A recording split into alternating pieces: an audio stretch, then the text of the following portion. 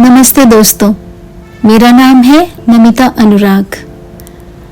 जिंदगी के आसपास बिखरी कहीं अनकही बातों और घटनाओं को मैं अपनी कहानियों में पिरोती हूँ और आपको सुनाती हूँ अपनी ही आवाज में। कुछ समय पहले मैंने अपनी लिखी एक कहानी अपलोड करी थी जिसका नाम था सुनो प्रिय। आज उसी कहानी सुनो प्रिय का दूसरा और अंतिम भाग आपके लिए लेकर आई हूं। आइए सुनते हैं।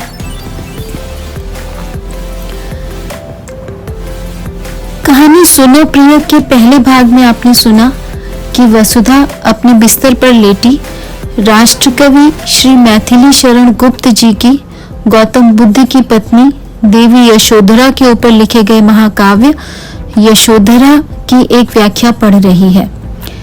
इसमें यशोधरा की उस समय की स्थिति का वर्णन किया गया है जब सिद्धार्थ यानी उनके पति सिद्धि प्राप्ति के लिए देवी यशोधरा को बिना बताए उसी दिन छोड़कर चले गए थे जिस दिन उन्होंने अपने पुत्र को जन्म दिया था। अनचाहे ही वह देवी यशोधरा की स्थिति से अपनी स्थिति की तुलना करने लगती है, क्योंकि वसुधा का पति अखिल भी वसुधा को बिना बताए रॉ यानी रिसर्च एंड एनालिसिस विंग के अंतर्गत एक प्रोजेक्ट पर उसी समय छोड़कर चला गया था जब उसने अपने पुत्र को जन्म दिया था।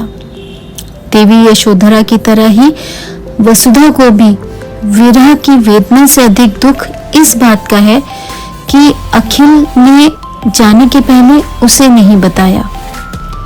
वह इस बात से अपमानित महसूस करती है। अब 4.5 वर्ष के बाद अभी अखिल अपने घर वापस लौटा है। सब उससे मिलकर खुश हो रहे हैं, पर वसुधा का मान अभी उसे अपने कमरे से बाहर नहीं आने दे रहा है। अब आगे। आयांश की उतारी हुई शर्ट हाथ में पकड़े वसुधा वैसी की वैसी ही खड़ी रह गई थी। पलंग पर बैठना तक याद नहीं रहा था। क्या करे वह, बाहर जाए या यहीं प्रतीक्षा करे अखिल के आने की। मन तो कर रहा था कि दौड़कर जाकर अखिल को अंक में भर ले, उसे जी भर देख ले, सैकड़ों गिले शिकवे कर डाले, पर उसके स्वाभिमान ने उसे रोक रखा था। अखिल से उसे जितना अनुराग था उतना ही उसे स्वयं पर मान भी था। नहीं, वह नहीं जाएगी अखिल से मिलने। उसे ऐसे छोड़कर अखिल गया था तो अब उसे ही वापस भी आना होगा वसुधा के पास। मानिनी पत्नी अश्रुपूरित नेत्रों संग और भी अधिक तन्मयता से अपना बिखरा कमरा समेटने लगी थी, पर हृदय में हाहाकार मचा हुआ था। कान बाहर से आती आवाजों पर लगे थे। एक एक श्वास जैसे नाप तौल कर भीतर बाहर आ जा रही थी। अम्मू की आवाज आई, भाभी कहाँ है? पता नहीं, रोज तो यही होती है, अब आज देखो। मम्मी जी के स्वर में उल्हाना था। देश के लिए जान जोखिम में डालने वाला बेटा आज इतने वर्षों बाद घर आया है और ऐसे समय पर बहू अपना मान दिखा रही है। नागवार गुजर रहा था उन्हें। आखिर वह घड़ी आ ही गई जिसकी वसुधा को इतने समय से आतुरता से प्रतीक्षा थी। दिन रात सपने देखे थे उसने। मन ही मन कितनी बार उसने इस घड़ी का रिहर्सल किया था। अखिल अपने कमरे में वसुधा के सामने खड़ा था। उन पलों में वसुधा का सारा क्रोध, सारे उल्हाने, अभिमान न जाने कहां तिरोहित हो गया था। इस समय वह सिर्फ एक गौरवान्वित पत्नी थी जिसके पति ने उसके देश के लिए अभूतपूर्व कार्य किया था। वसुधा का अभिमान अखिल था इस समय। जिस जाबाज सिपाही पर देश नाश करेगा वह उसका पति था। अखिल के कैसी हो के जवाब में ठीक हूं, सिर्फ इतना ही बोल पाई थी वसुधा। बस इसके बाद आओ तुम लोग को वहां के किस्से सुनाता हूँ। कहता हुआ अखिल कमरे से बाहर निकल गया था। पूरे घर में गहमा गहमी मची थी। मचती भी कैसे नहीं, घर का बेटा इतने समय बाद जान जोखिम में डालकर देश के लिए इतना महत्वपूर्ण काम करके लौटा है। अपने पूरे खानदान का नाम रोशन कर दिया है उसने। नाश्ते की टेबल पर रौनक लगी थी। अखिल को खिला खिलाकर मम्मी जी का मन नहीं भर रहा था। अखिल पूरे समय वहां के किस्से सुनाता रहा। हालांकि बीच बीच में ऐसा लगा कि गुमसुम भी हो जाता था। सबका दिन भर का रूटीन पूछता रहा। सुनकर खुश हुआ था कि मम्मी पापा अयांश को 4 बजे पार्क लेकर जाते हैं। पूरे समय वसुधा का भावहीन चेहरा देख मम्मी जी उसे रोषपूर्ण नजरों से देखती रही। थोड़ी देर में ही अखिल उठकर खड़ा हो गया।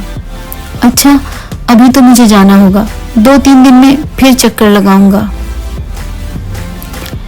अखिल के आ जाने से घर में एक सुखद अनुभूति की लहर आकर सबको भिगो गई थी।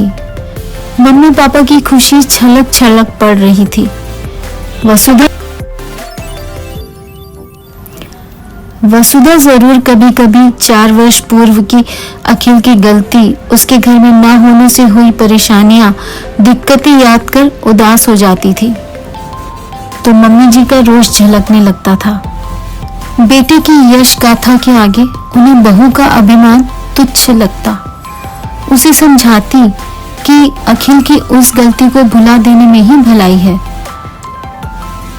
पुरुष ऐसे ही होते हैं बेटे, उनकी कुछ बातों को हम स्त्रियों को अनदेखा करना ही पड़ता है। हो सकता है कि नियमानुसार गोपनीयता बनाए रखने के लिए उसे ऐसा करना पड़ा हो। मम्मी जी के समझाने से समझ गई थी वसुधा।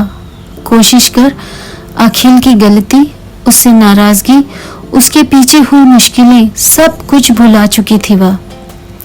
बीच के उन 4.5 वर्षों की यादों की स्लेट अब बिल्कुल कोरी थी। वह एक नारंगी सी शाम थी। ढलते हुए सूरज ने दूर तक, आकाश तो आकाश, धरती को भी अपनी ढेर सारी किरणें बिखेर कर नारंगी बना दिया था। मम्मी पापा जी उस समय अयांश को लेकर पार्क गए हुए थे। बालकनी में खड़ी वसुधा की आंखों में भविष्य के सतरंगी सपने आकार ले रहे थे। अब हम घर रिनोवेट करवा लेंगे, अखिल के होने से काफी मदद हो जाएगी। अयांश सारा दिन मुझे थका देता है। अब तो थोड़ी देर अखिल भी देख लेगा उसको। उसे अब भी विश्वास नहीं हो पा रहा था कि पुराने दिन वापस लौट आए हैं। हम सब फिर से साथ रहेंगे। तभी बाहर के दरवाजे की घंटी बज उठी थी। दरवाजा खोलते ही सामने गंभीर मुद्रा में अखिल खड़ा दिखा था।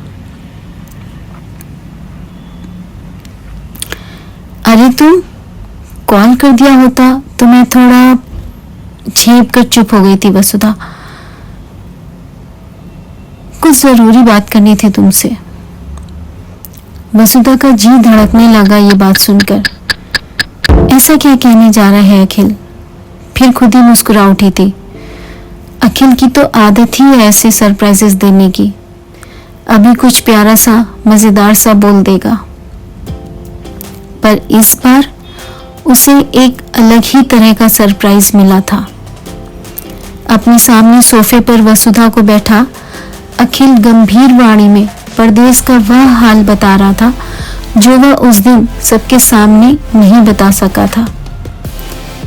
कैसे वहां कठिन परिस्थितियों में रहते हुए एक अनजान लड़की ने उसकी बहुत सहायता की थी और फिर कैसे वह उसके दिल में आ बसी थी। अंतिम वाक्य ने तो गहरा, दिल को तोड़ देने वाला सदमा ही दे दिया था वसुधा को कि अब वह लड़की उसकी पत्नी है और उसके 1.5 वर्ष के बेटे की माँ है। उसे अभी करीब 6 महीने लगेंगे वहां सब कुछ वाइंड अप करने में।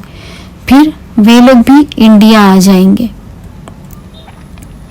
सुधी लिली बहुत अच्छी है। वह हमारे साथ रहने के लिए तैयार है। उसे किसी बात से कोई परेशानी नहीं है। हर चीज में तुम्हारा हक ही पहला रहेगा। मैं यह भी सोच रहा था कि हम एक बड़ा घर ले लेंगे। मैंने तो एक घर के लिए बात भी कर रखी है, बस एक बार तुम लोग देखकर फाइनल कर दो। दोनों बच्चों को खेलने की अच्छी जगह भी मिल जाएगी। कल सुबह ऑफिस में कुछ और फॉर्मेलिटीज पूरी करनी है, फिर शाम तक मैं सामान के साथ घर आता हूँ। वसुधा के कान सुनकर भी कुछ नहीं सुन रहे थे। दृष्टि अखिल को देखकर भी नहीं देख रही थी। मस्तिष्क में विचारों का झंझावात मचा हुआ था। अंतस में निशब्द वाणी से अखिल के हर तर्क की काट दे रही थी वसुधा, पर अधर मौन थे। देखो वसुधा, मैं वहां बिल्कुल अकेला था। तुम लोग तो यहाँ सब साथ में थे। किसी के साथ की जरूरत तो पड़ती ही है ना। फिर इतनी सीक्रेसी बरतनी पड़ती थी वहां कि एक भी कदम गलत उठा कि समझो सब खत्म। I hope you understand. Park से मम्मी पापा अयांश को लेकर वापस आ गए थे।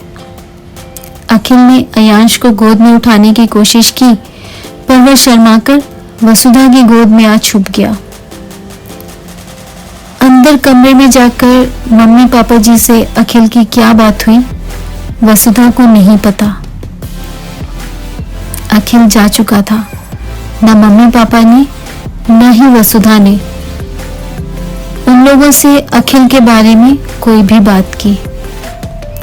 दूसरे दिन भी सब यंत्रवत से अपनी दिनचर्या में लगे रहे थे, पर मम्मी जी का रोष उनके हर काम में दिखाई दे रहा था।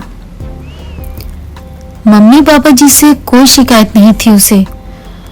वह उनसे इस तरह की कुछ अपेक्षा भी नहीं कर सकती थी कि इतने दिनों बाद घर लौटे बेटे को छोड़कर बहू का साथ दें। समझ सकती थी उनका हाल। वे माता पिता थे। इतने दिनों बाद बेटा वापस आया है तो उससे नाराज होना बहुत मुश्किल होगा उनके लिए।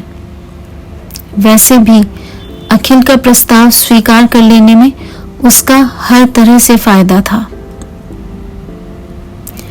अगली शाम अपनी 2 ट्रॉलीज और बैकपैक के साथ अखिल घर के ड्राइंग रूम में बैठा था। चेहरे पर स्वाभाविक मुस्कान थी, जैसा किसी भी घर आने वाले मेहमान के संग होता था।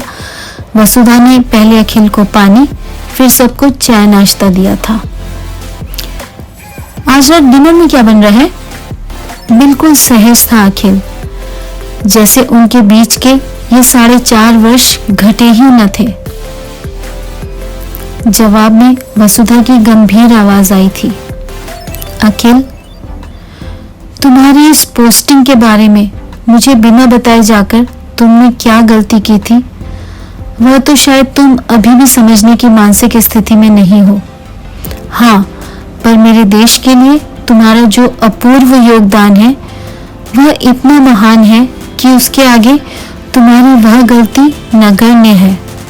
उसके लिए मैंने तुम्हें इस वजह से उस गलती के लिए मैंने तुम्हें माफ किया। पर इन 4.5 वर्षों के मेरे जीवन काल में तुम्हारे पीछे क्या क्या सिमटा हुआ है यह तुमने अभी तक एक बार भी जानने की कोशिश नहीं की।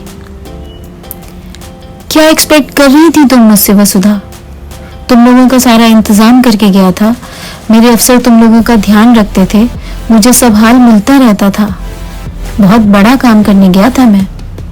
वहां मैं देश के लिए इंफॉर्मेशन रिसीव करता या यहाँ तुम लोगों की छोटी छोटी बातों में उलझता। फिर यहाँ तुम सब कुछ ठीक से संभाल तो रही थी और तुम लोगों के लिए बैंक अकाउंट में पैसे मैं अखिल आगे बोल रहा था, पर वसुधा ने उसे रोक दिया। हाँ, ये तो भूल ही गई मैं। पैसे तो आते ही थे अकाउंट में। चलो, तुमसे तुम्हारी ही भाषा में बात करती हूँ। ये बताओ, तुम्हारे पीछे तुम्हारे बेटे की, तुम्हारे घर की, मम्मी जी पापा जी की जिम्मेदारी कौन संभाल रहा था? जब अयांश चोट खाकर आ जाता था, सारा सारा दिन उल्टियां करता रहता था, अपने पापा से मिलने की, बात करने की जिद करता था। जब नाते रिश्तेदार, अड़ोसी पड़ोसी मुझे संदिग्ध नजरों से देखते थे कि शायद इसका पति इसे छोड़ गया है, और मैं सब कुछ जानते हुए भी उन्हें कहानियां बना बना कर सुनाया करती थी। तब पैसों के अलावा भी कुछ चाहिए होता था। तुम्हारे जाने के बाद मेरी रोती हुई रातों का हिसाब वो पैसे नहीं दे सकते अखिल, और इसलिए अपने जिस लक्ष्य को तुमने आज साधा है उसमें तुम्हारे पीछे मेरा भी बराबरी का योगदान है। अखिल, मैं इस सब के विषय में शायद ही कभी किसी से कहती, पर एक पत्नी होने के नाते तुमसे तो इतनी अपेक्षा करती ही थी कि मेरे बिन कहे तुम ये सब समझ सकते कि तुम्हारे उत्तरदायित्वों को निभाने में मेरी भी तन मन धन से भागीदारी रही है। तुम्हारे बस एक बार सहानुभूति से पूछ भर लेने से कि तुम्हारे पीछे वे 4.5 वर्ष मैंने कैसे काटे, मैं संतृप्त हो जाती अखिल। इतना कह वसुधा कमरे में चली गई। कुछ पलों बाद बाहर आई तो एक बड़ा सा सूटकेस और बैग साथ में था। आकर खड़े खड़े ही अखिल को संबोधित करते हुए बोली, सुनो प्रिय, इस देश के हर देशवासी की तरह मेरे देश के एक जाबाज सिपाही के रूप में मेरे लिए सदैव पूज्य रहोगे तुम, परंतु तुम्हारा यह विश्वासघाती सहचर रूप मुझे असहिष्णु बना रहा है। इसलिए एक पति के रूप में तुम मुझे अब स्वीकार्य नहीं। एक अर्धांगिनी के तौर पर तुम्हारा परित्याग करती हूं मैं। अब से अयांश के अलावा अपने सारे उत्तरदायित्व तुम स्वयं संभालोगे। मैं अपने बेटे के संग यह घर छोड़कर जा रही हूँ। नहीं वसुधा, पीछे से मम्मी की आवाज आई, तुम अकेले नहीं जाओगी बेटे। इस बार इसने जो किया है उसके बाद अब मैं भी इसके साथ नहीं रह सकती। मैं भी तुम्हारे साथ चलूंगी। आज से तुम मेरी बहू नहीं बेटी हो। वसुधा आश्चर्य से मम्मी जी की ओर देख रही थी। तो मम्मी जी उससे नहीं अखिल से नाराज थी और वो समझती रही कि मम्मी जी उसे देखकर बोली, हमें तो कल ही अंदेशा हो गया था इस बात का। बस तुम्हारा निर्णय तुम्हारे मुंह से सुनना चाहते थे। फिर उसका कंधा थपथपाकर बोली, हम हैं ना तुम्हारे साथ। पापा जी भी खड़े हो चुके थे। नहीं अखिल की माँ, हम लोग कहीं नहीं जाएंगे। हम दोनों वसुधा और अयांश के संग यहीं रहेंगे, इसी घर में ही। जाना अखिल को होगा यहाँ से। यह घर अभी भी मेरे नाम है और अब मैं इसे अपनी बेटी वसुधा के नाम करूंगा। अखिल अचकचा गया था। अरे कैसी बातें कर रहे हैं आप लोग? बेटा हूं मैं आपका। हाँ, और जब बेटा देश के लिए अपने फर्ज निभा रहा था तब उसकी पत्नी उसके पीछे उसके परिवार के लिए जो उसके फर्ज थे वह निभा रही थी। कभी अस्पताल, कभी बैंक तो कभी पेंशन, मेरे सारे काम यही करवाती रही है। जब मेरी सर्जरी हुई तभी अस्पताल, घर और अयांश को संभालने के लिए पागलों की तरह इधर से उधर दौड़ती फिर रही थी। तुम्हारी माँ को अस्थमा का अटैक पड़ने पर सारी सारी रात उनको पकड़ कर बैठी रही है, और वह भी पूरे मन से। इसके बिना तो हम रह नहीं पाएंगे। हम इसे नहीं जाने दे सकते। और हाँ, तुम कल जिस घर की बात कर रहे थे उसे अपने में फाइनलाइज कर सकते हो, पर हम लोग यहीं रहेंगे। कहते हुए पापा जी अंदर कमरे में चले गए थे। पीछे पीछे निशब्द रोती हुई वसुधा और मम्मी जी भी आ गई थी। दोस्तों, ये कहानी बस इतनी ही। फिर मिलेंगे एक नई कही अनकही लेकर। आप सभी स्वस्थ रहें, खुश रहें। धन्यवाद।